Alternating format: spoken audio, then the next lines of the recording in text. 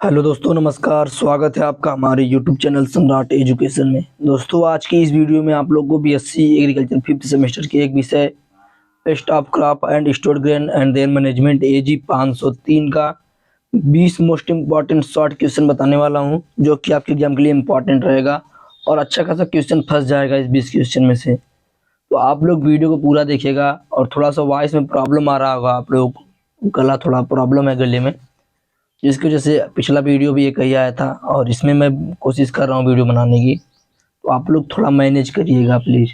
चलिए देखते हैं पहला क्वेश्चन है पॉलीफॉगस इंसेक्ट पेस्ट के बारे में बताइए। ठीक है, पॉलीफॉगस इंसेक्ट पेस्ट जो होता है बहुभक्षी पीड़क कीट, यह क्या होता है समझिए। ठीक है, यह ऐसा कीट होता है ना जो किसी एक पौधे को नहीं खाता है। मतलब जो भी पौधा रहेगा सभी को खाएगा, चाहे वह अनाज हो, सब्जी का हो, फल का हो, किसी भी प्रकार का पौधा हो उसको खाता है। तो उसको बोलते हैं पॉलीफॉगस कीट। ठीक है, सॉरी, पॉलीफॉगस इंसेक्ट पेस्ट या बहुभक्षी पीड़क कीट। ठीक है तो वे कीट जो पौधों को खाते हैं उन्हें पॉलीफॉगस इंसेक्ट पेस्ट कहते हैं। जैसे टिड्डी हो गई, इल्ली हो गई, ये सब क्या है, ये सब पॉलीफॉगस कीट हैं। या ऐसे कीट जो एक ही पौधे को नहीं बल्कि हर तरह के पेड़ पौधे को खा जाते हैं, जिससे बहुत अधिक नुकसान होता है। क्या होता है, नुकसान होता है। तो उसको बोलते हैं पॉलीफॉगस इंसेक्ट पेस्ट, बहुभक्षी पीड़क कीट। समझ में आया भैया। अगला क्वेश्चन देखते हैं। पायरिल्ला। पायरिल्ला क्या है, तो ये गन्ने का एक बहुत ही प्रमुख बीमारी है। ठीक है, सॉरी सॉरी बीमारी बोल दिया, कीट है। पायरिल्ला गन्ने का एक बहुत ही प्रमुख कीट है, जो गन्ने के पत्तियों से रस को चूस कर गन्ने को सुखा देता है, गन्ना बढ़ नहीं पाता। अभी देखिएगा, तो पायरिल्ला एक तरह का छोटे पंखों वाला रस चूसने वाला कीट है। ठीक है, क्या है, छोटे छोटे छोटे पंख होते हैं इसको और रस चूसने वाला एक कीट है। पायरिल्ला पेड़ पौधों की पत्तियों का रस चूसता है। खास तौर पर यह गन्ने की फसल को बहुत अधिक नुकसान पहुंचाता है। किसकी फसल को, गन्ने की फसल को। गन्ने के पत्तों का रस चूसने से क्या होते हैं, पौधे कमजोर हो जाते हैं और पौधा सूख जाता है, या पौधे की वृद्धि जो होती है रुक जाती है, पौधा बढ़ नहीं पाता है। तो ये हो गया पायरिल्ला के बारे में, 2 क्वेश्चन हुआ।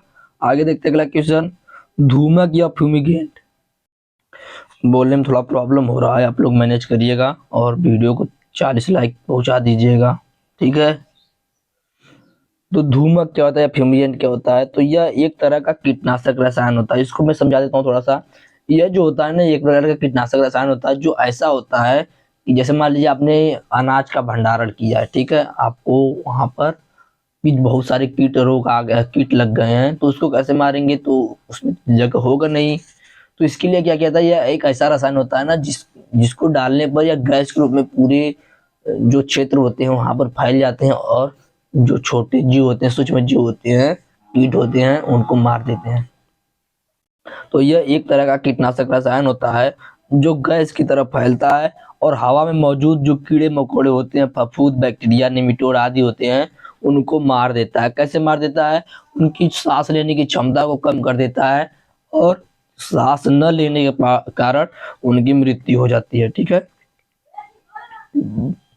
यह एक ऐसा केमिकल होता है जिसको हवा में छोड़ा जाता है तो एक गैस की तरह बन जाता है। क्या हो जाता है, गैस की तरह बन जाता है और हर कोने में पहुंच जाता है। ये इतना खतरनाक होता है कि छोटे जीवों को सांस लेने में दिक्कत होने लगती है और वे मर जाते हैं। ठीक है, तो यह हो गया धूमक। धूमक मैंने बताया, धूमक देखिए क्या होता है ना, ये धूमक जो होता है इसको जब हम कहीं पर प्रयोग करते हैं, धुएं की जैसे इसको प्रयोग करते हैं। ठीक है, सीधे समझिए। तो ये पूरे रूम में फैल जाता है और जो छोटे छोटे कीट होते हैं, कीड़े मकोड़े होते हैं, निमेटोड, बैक्टीरिया, वायरस जो भी हो, उन सभी को मार देते हैं। तो ये 3 क्वेश्चन हुआ। आगे देखते हैं। अगला क्वेश्चन है ट्राइकोग्रामा।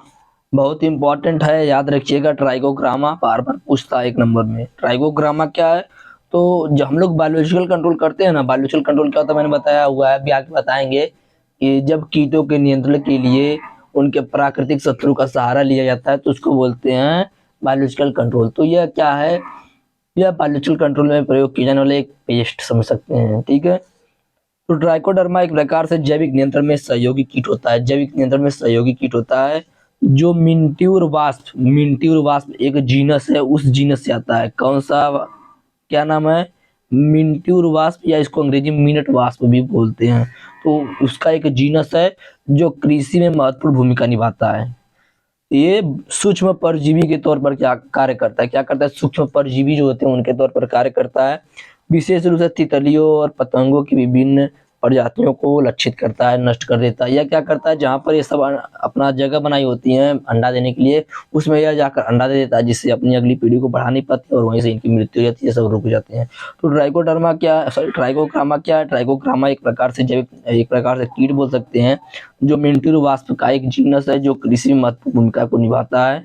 यह सूक्ष्म परजीवी के तौर पर कार्य करता है, विशेष रूप से तितलियों और पतंगों की विभिन्न प्रजातियों को लक्षित करता है। तो यह था ट्राइकोग्रामा। आगे देखेंगे एनपीवी। देखिए मैं बार बार बोल रहा हूँ, थोड़ा सा बोलने में प्रॉब्लम है, गला दर्द भी कर रहा है, लेकिन फिर मैं वीडियो बना रहा हूँ तो आप लोग मैनेज करिएगा, ठीक है। एनपीवी, एनपीवी का पूरा नाम होता है न्यूक्लियर पॉलीहाइड्रोसिस वायरस, ठीक है, न्यूक्लियर पॉलीहाइड्रोसिस वायरस। क्या नाम होता है एनपीवी का, न्यूक्लियर पॉलीहाइड्रोसिस वायरस। यह क्या होता है, तो यह एक प्राकृतिक रूप से पाए जाने वाला वायरस होता है। क्या है, प्राकृतिक रूप से पाया जाता है, मतलब इसको बनाया नहीं जाता है, यह प्रकृति में खुद पाया जाता है। तो यह प्राकृतिक रूप से पाया जाने वाला एक वायरस है जो कई तरह के कीटों, खास करके तितली और पतंगों को संक्रमित करता है। तितली और पतंगों को क्या कर देता है, संक्रमित कर देता है। एनपीवी कीट नियंत्रण का एक प्रभावी तरीका माना जाता है, ठीक है। यह जो है, यह कीट नियंत्रण का एक प्रभावी तरीका माना जाता है, खास करके उन क्षेत्रों में जहां पर रासायनिक कीटनाशक का उपयोग कम करना आवश्यक होता है। मतलब जहां ऐसा क्षेत्र जहां पर रासायनिक कीटनाशकों का उपयोग कम किया जाता हो, वहां पर एनपीवी जो है बहुत ही लाभदायक साबित होता है। एनपीवी क्या है, तो एनपीवी एक न्यूक्लियर पॉलीहाइड्रोसिस वायरस होता है जो कि प्राकृतिक रूप से पाया जाने वाला होता है, जो कि कई तरह के कीट पतंगों, खास करके तितली और पतंगों को संक्रमित करता है। यह कीट नियंत्रण का एक प्रभावी तरीका माना जाता है। आगे है रेड ट्रैप्स, बहुत आसान क्वेश्चन है। रेड ट्रैप्स या चूहेदानी बोल सकते हैं, आप सभी लोग देखे ही होंगे चूहेदानी। तो यह क्या होता है, यह एक प्रकार का उपकरण होता है जिसका इस्तेमाल चूहे को पकड़ने के लिए किया जाता है, ठीक है। इसलिए किया जाता है, चूहे को पकड़ने के लिए किया जाता है। तो रेड ट्रैप्स क्या होता है, एक प्रकार का उपकरण होता है, यंत्र होता है जिसका इस्तेमाल चूहे को पकड़ने के लिए किया जाता है। आगे एफसीआई, एफसीआई का पूरा नाम फूड कॉर्पोरेशन ऑफ इंडिया, भारतीय खाद्य निगम, फूड कॉर्पोरेशन ऑफ इंडिया, भारतीय खाद्य निगम। तो यह भारत सरकार का एक सार्वजनिक क्षेत्र उपक्रम मतलब सभी क्षेत्रों में अपनाए जाने वाला एक उपक्रम है, एक कार्यक्रम है जो देश में खाद्य सुरक्षा को सुनिश्चित करने के लिए महत्वपूर्ण भूमिका निभाता है। खाद्य की जो सुरक्षा होती है उसको करने के लिए एक महत्वपूर्ण भूमिका निभाता है। इसकी स्थापना 14 जनवरी सन 1965 ईस्वी को हुई थी। इसका मुख्यालय नई दिल्ली में, कहाँ पर है, नई दिल्ली में है इसका मुख्यालय। आगे देखते हैं डेड हार्ट। डेड हार्ट क्या है, तो देखिए ये भी बहुत इंपॉर्टेंट है। और मैं आप लोग बता दूं, देखिए जो भी यहाँ पे पेस्ट है ना, सभी पेस्ट इंपॉर्टेंट है, और उस पेस्ट से होने वाला जो रोग वो इंपॉर्टेंट है, पूछ देगा। अभी जैसे मैंने पैरिला के बारे में बताया, वैसे ही पूछ देगा आप लोगों को गंदी बग क्या है, तो आप लोग वहाँ पे बताएंगे कि गंदी बग एक पेस्ट है जो हमारी फसलों को नुकसान पहुंचाता है, इस प्रकार से नुकसान पहुंचाता है। एक नंबर में पूछ सकता है, याद रखिएगा। ये नहीं कि अब मैं सभी को बताने जाऊँ, मैंने एक तो बता दिया, उससे होने वाले रोग को भी आप लोग को पढ़ना है और उससे क्या नुकसान होता है उसको भी पढ़ना है। तो डेड हार्ट क्या होता है, तो इसे ब्लैक हार्ट के नाम से भी जाना जाता है। यह एक फफूंद जनित रोग है। फफूंद जनित रोग मतलब फफूंद के द्वारा फैलने वाला रोग है जो बैगन व टमाटर जैसे सोलेनेसी फसलों को प्रभावित करता है। जो सोलेनेसी कुल की फसलें होती हैं जैसे बैगन टमाटर हो गया, इन फसलों को प्रभावित करता है। यह रोग फ्यूजेरियम ऑक्सीस्पोरम नामक कवक के कारण होता है। किसी कारण होता है, फ्यूजेरियम ऑक्सीस्पोरम नामक कवक के कारण होता है। आगे देखते हैं अगला क्वेश्चन, नवा बहुत इंपॉर्टेंट है, ईडीबी भैया। देखिए थोड़ा धीरे धीरे बोल रहे हैं, वीडियो भी काफी लग रहा है लंबा हो जाएगा क्योंकि जल्दी जल्दी बोलने में दिक्कत हो रही है। तो ईडीबी का पूरा नाम होता है इथेलीन डायोब्रोमाइड। इथेलीन डायोब्रोमाइड क्या होता है, ईडीबी का पूरा नाम इथेलीन डाइब्रोमाइड। यह क्या है, तो यह एक प्रकार का रसायन है जिसका उपयोग कीटनाशक और धूमन करने वाले एजेंट के रूप में किया जाता है। जब हम लोग धूमन करते हैं, मैंने बताया था आप लोग शुरू में ही कि धुआं कर दिया जाता है, पूरे कोने कोने में फैलता है, कीटों को मार देता है। तो वहां पर जो धुएं में डाला जाता है, जिस रसायन का प्रयोग किया जाता है वहां पर, तो यह एक प्रकार का वही रसायन है एडीपी, इथिलीन डाइब्रोमाइड, वही एक रसायन है। और भी है लेकिन यह भी एक प्रकार का रसायन है जिसका उपयोग कीटनाशक और धूमन करने वाले एजेंट के रूप में किया जाता है। यह एक प्रभावी कीट नियंत्रण उपकरण था। यह जो है एक प्रभावी कीट नियंत्रण उपकरण था, लेकिन इससे स्वास्थ्य संबंधी जो खतरे थे वो बहुत अधिक थे। इसके लिए इसको प्रतिबंधित कर दिया गया, इसको बंद कर दिया गया। ठीक है, तो यह था ईडीपी। अभी देखिए 5 नंबर में पूछ सकता है कि ध्रुमक क्या होता है या फ्यूमिगेंट क्या होता है, उसमें प्रयोग होने वाले रसायन का नाम बताइए। तो आप लोग ईडीबी याद रखिएगा, एल्यूमिनियम फास्फाइड याद रखिएगा। ठीक है, दो दो याद रखिएगा, ज्यादा याद रखने की जरूरत नहीं। अगला एल्यूमिनियम फास्फाइड। तो एल्यूमिनियम फास्फाइड भी देखिए वो इसी प्रकार का एक रसायन है। तो यह एक अत्यंत जहरीला रसायन है जिसका उपयोग अनाज, फल, सब्जियों और अन्य खाद्य पदार्थों में कीटों को नियंत्रित करने के लिए एक धूमन करने वाले एजेंट के रूप में किया जाता है। ठीक है, धूमन करने वाले एजेंट के रूप में कार्य किया जाता है। तो ये 10 क्वेश्चन आप लोगों के पूरे कंप्लीट हो चुके हैं।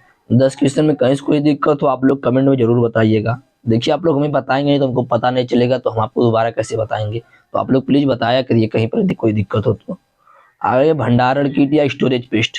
स्टोरेज पेस्ट, तो आप लोग को नाम से ही पता चल रहा होगा कि जब हम अनाज को स्टोर कर देते हैं उसमें जो पेस्ट लगते हैं, उसमें जो विभिन्न प्रकार के कीट लग जाते हैं उसको बोल सकते हैं इंसेक्ट पेस्ट। तो भंडारण कीट वे कीट होते हैं जो अनाज, दाल, सूखे मेवे, मसाले, अन्य खाद्य पदार्थों को नुकसान पहुंचाते हैं। ठीक है, भंडारण कीट वे कीट होते हैं जो अनाज, दाल, सूखा मेवा, मसाला, अन्य खाद्य पदार्थ को नुकसान पहुंचाता है। एक कीट भंडारण में रख रखाव पदार्थों को खाते हैं। ठीक है, एक एक कीट भंडार में रखे खाद्य पदार्थों को खाते हैं। क्या करते हैं, जो हम भंडार भंडार वगैरह रख देते हैं अपने अनाजों को, पदार्थों को, जो भी खाद्य योग्य हो, तो उनमें उनको यह खाते हैं और उसको दूषित कर देते हैं। ठीक है, खाते का मन नुकसान ज्यादा करते हैं। तो कीट भंडार में रखे खाद्य पदार्थों को खाते हैं, दूषित करते हैं और उनका मूल्य कम कर देते हैं, उसको नुकसान बहुत पहुंचा देते हैं, गंदा देखने में लगता है। जैसे चावल का घुन हो गया, राइस बिबिल हो गया, खापरा बीटल हो गया, अनाज का पतंगा हो गया। ठीक है, यह सब क्या है, सब भंडारण कीट है। तो यह 11 क्वेश्चन हुए। आगे देखते हैं अगला क्वेश्चन, इंपॉर्टेंट सभी क्वेश्चन है, याद रखिएगा। आगे है इंसेक्टिसाइड। इंसेक्टिसाइड, इंसेक्ट क्या होता है आप लोगों ने देखा होगा कि विभिन्न प्रकार के कीटों को बोलते हैं इंसेक्ट। इन्हीं कीटों को मारने के लिए जिस रसायन का प्रयोग करते हैं उसे बोलते हैं इंसेक्टिसाइड।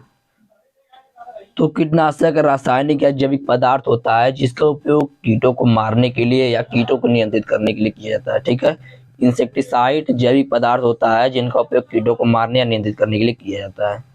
आगे है आईपीएम, बहुत ही ज्यादा इंपॉर्टेंट है आईपीएम, याद रखिएगा। आईपीएम 100% मैं बोल रहा हूँ, कहीं ना कहीं आप लोगों को देखने को मिलेगा आईपीएम। 1 नंबर में, 5 नंबर में, 10 नंबर में, सॉरी अब तो साढ़े। पहला पेपर आप लोगों ने ध्यान दिया होगा पीवीएस पीयू वालों, तो आपको जो रेनफेड का पेपर हुआ था उसमें जो लॉन्ग क्वेश्चन था वो 10 नंबर का था, लेकिन जो दूसरा पेपर हुआ क्रॉप इम्प्रूवमेंट का उसमें फिर से 7.5 नंबर का ही हो गया। तो देखिए अब कितने नंबर का आता है, वैसे 7.5 नंबर का ही आएगा। तो लॉन्ग वाले में आ सकता है या शॉर्ट वाले में, या 1 नंबर में, कहीं ना कहीं आप लोगों को आईपीएम देखने को मिलेगा। तो आईपीएम का पूरा नाम होता है इंटीग्रेटेड पेस्ट मैनेजमेंट, एकीकृत नासीजू प्रबंधन, एकीकृत नासीजू प्रबंधन। जिससे यह क्या होता है, तो जो भी कीट लगते हैं हमारी फसलों में, तो इनको नियंत्रित करने के लिए जो भी सभी विधियां हैं, केमिकल, मैकेनिकल, कल्चरल, सभी विधियों का सुसंगत प्रयोग करके इन कीटों से छुटकारा पाने की प्रक्रिया को ही बोलते हैं आईपीएम। ठीक है, तो एकीकृत नासीजू प्रबंधन भी सिखाया जाता है। यह कीटों, बीमारियों और खरपतवारों को नियंत्रित करने का एक व्यापक और पर्यावरणीय अनुकूल तरीका होता है आईपीएम। कहीं ना कहीं पूछेगा लॉन्ग में भी, इसको हम बताएंगे। आगे है LD50 वैल्यू, बहुत इंपॉर्टेंट है LD50 वैल्यू। LD50 वैल्यू वह वैल्यू होती है जिसका यदि एक सॉरी LD50 वह मात्रा होती है जो किसी परीक्षण किए गए स्तनधारी की 50% संख्या को एक ही बार में मार देता है, चाहे उसका वजन 1 kg से ज्यादा क्यों ना हो। यदि आपने उसको LD15 दे दिया तो वह समय, कुछ निश्चित समय होता है, उस समय के बाद वह मर जाएगा। ठीक, उसकी 50% जो जनसंख्या वो मर जाएगी। तो LD50 यही होता है, जितना सस्ता आप LD15 लेंगे उतना ज्यादा विषैला रहेगा, जितना महंगा लेंगे उतना कम विषैला रहेगा। तो चलिए देखते हैं, इसका पूरा नाम होता है लीथल डोज 50। लीथल डोज 15 इसका पूरा नाम होता है, याद रखिएगा। तो किसी कीटनाशी की घातक मात्रा LD15 वह मात्रा होती है जो किसी परीक्षण किए गए स्तनधारी की 50% संख्या को एक ही बार में मार देती है। ठीक है, 50% जो जनसंख्या होती है उसको एक ही बार में मार देती है। या यह वह मात्रा होती है जो किसी जनसंख्या के आधे सदस्यों को एक निश्चित समय अवधि के बाद मार देती है, लगभग 24 घंटे के बाद। लगभग 24 घंटे के बाद यह मार देती है। आगे देखेंगे टर्माइट क्या है, दीमक। तो दीमक आइसोपटेरा कीटों का एक समूह, आइसोपटेरा करके जो कीट होते हैं उनका एक समूह है जो लकड़ी और अन्य लिग्नोसेल्यूलोज युक्त सामग्री खाते हैं। जो भी लिग्नोसेल्यूलोज युक्त सामग्री होती है उनको खाने का काम करते हैं टर्माइट। ठीक है, तो यह 15 क्वेश्चन हुए। आगे देखते हैं, पेस्ट आउटब्रेक क्या है। पेस्ट आउटब्रेक, तो जब कीटों की संख्या फसलों में अधिक से अधिक हो जाए और उनको नियंत्रित करना संभव नहीं होता, तब लाभ के बजाय हानि हो जाती है, पूरी फसल नष्ट हो जाती है। इसे ये पेस्ट आउटब्रेक कहते हैं। मतलब जब आप देखेंगे कभी कभी गाड़ी का ब्रेक फेल हो जाता है, मतलब उस समय कैसे फेल होता है, उस समय फेल हो जाता है जब गाड़ी आपके नियंत्रण में नहीं होती है। उसी प्रकार जब कीट आपके नियंत्रण में नहीं होते हैं तो उसी प्रोसेस को हो जाता है पेस्ट आउटब्रेक। ठीक है, जब कीटों की संख्या फसलों में अधिक हो जाए और उनको नियंत्रित करना संभव न हो, तब लाभ के बजाय हानि ही होती है और पूरी फसल नष्ट हो जाती है। इसे पेस्ट आउटब्रेक कहा जाता है। और एक बात यहीं पे जान लीजिए, पेस्ट क्या होता है, मैं बताया नहीं, शायद भूल गया। तो कोई भी जीवित जीव मनुष्य को छोड़कर, याद रखिएगा, मनुष्य को छोड़कर कोई भी जीवित जीव जो मनुष्य को आर्थिक हानि पहुंचाता है उसे पेस्ट कहते हैं। चाहे वह कीट हो चाहे कोई अन्य हो, मनुष्य को छोड़कर कोई भी जीवित जीव जो मनुष्य को आर्थिक हानि पहुंचाता है उसे पेस्ट कहते हैं। आगे देखते हैं EIL क्या होता है। तो EIL का पूरा नाम होता है economic injury label. Economic injury label, EIL ETL important है, याद रखिएगा। EIL क्या होता है, तो इसमें पीड़कों की वह संख्या होती है जो एक निश्चित क्षेत्र पर पेस्ट की संख्या का घनत्व होता है और यह आर्थिक क्षति पहुंचाता है। ठीक है, इकोनॉमिक इंजरी लेवल वही होता है। ठीक है, यह क्या होता है, मतलब वह जब कीटों की संख्या उस स्थान पर पहुंच जाती है कि यह अब आर्थिक क्षति पहुंचाएगा, तब उस स्थान पर पहुंचने के बाद ही नियंत्रण की सभी विधियों का प्रयोग किया जाता है। ठीक है, यहाँ पर पहुंचने पर हमें नियंत्रण की विधियों को अपनाना चाहिए। ठीक है, तो EIL यही होता है जब कीटों की संख्या या इसमें पीड़कों की वह संख्या उपस्थित होती है जो एक निश्चित क्षेत्र पर पेस्ट की संख्या का घनत्व होता है और यह आर्थिक क्षति तक पहुंचता है। यहाँ पर पहुंचने पर हमें नियंत्रण की विधियों को अपनाना चाहिए। आगे है ETL, तो जब कीटों की संख्या यहाँ तक पहुंच जाए तो नियंत्रण का उपाय करना चाहिए। यदि ETL, जैसे देखिए 3 लाइन होते हैं, ठीक है, नीचे का छोड़ दीजिए, नीचे से मतलब दूसरा होता है ETL का, जब कीट की संख्या यहाँ पर पहुंच जाए तो हमें नियंत्रण के लिए तैयारी कर लेनी चाहिए। लेकिन जैसे ही कीटों की संख्या इस स्तर पर पहुंचे या फसलों को आर्थिक नुकसान पहुंचाएगा तो तुरंत नियंत्रण की विधियों को अपना लेना चाहिए। तो यह होता है ETL और EIL। जब कीटों की संख्या यहाँ तक पहुंचे तो नियंत्रण के उपाय करने चाहिए, या कीटों की वह संख्या जिसको EIL पर पहुंचने से पहले इंसेक्टिसाइड का छिड़काव कर दिया जाता है तो उसको ETL बोलते हैं। आगे जैविक नियंत्रण, तो जब कीटों को नियंत्रित करने के लिए उनके प्राकृतिक शत्रुओं का सहारा लिया जाता है तो उसे जैविक नियंत्रण कहते हैं। आगे है लीगल कंट्रोल या वैधानिक नियंत्रण, तो किसी भी कृषि या प्लांट प्रोडक्ट को एक स्थान से दूसरे स्थान या एक देश से दूसरे देश में भेजा जाता है तो कीट व्याधि आदि को रोकने के लिए सरकार द्वारा कुछ नियम बनाया जाता है जिसे लीगल कंट्रोल बोला जाता है। इस नियम को फॉलो किया जाता है। ठीक है, आगे देखते हैं सीड ट्रीटमेंट। सीड ट्रीटमेंट क्या होता है, तो फसलों में विभिन्न प्रकार के रोग जैसे वायु जनित, मृदा जनित, बीज जनित रोग होते हैं। ये फसलों को रोगों से बचाने के लिए बुवाई से पहले कुछ रासायनिक दवाओं एवं पोषक तत्वों की उपलब्धता बढ़ाने के लिए जैव उर्वरकों से बीजों को उपचारित करने की प्रक्रिया को ही बीज उपचार बोला जाता है, सीड ट्रीटमेंट बोला जाता है। तो ये 20 क्वेश्चन थे आप लोगों के टोटल जो कि मैंने बताया लॉन्ग वाले, और उम्मीद करते हैं, हमारी पूरा उम्मीद है कि इसमें से आप लोगों को अच्छा खासा क्वेश्चन फंसेगा।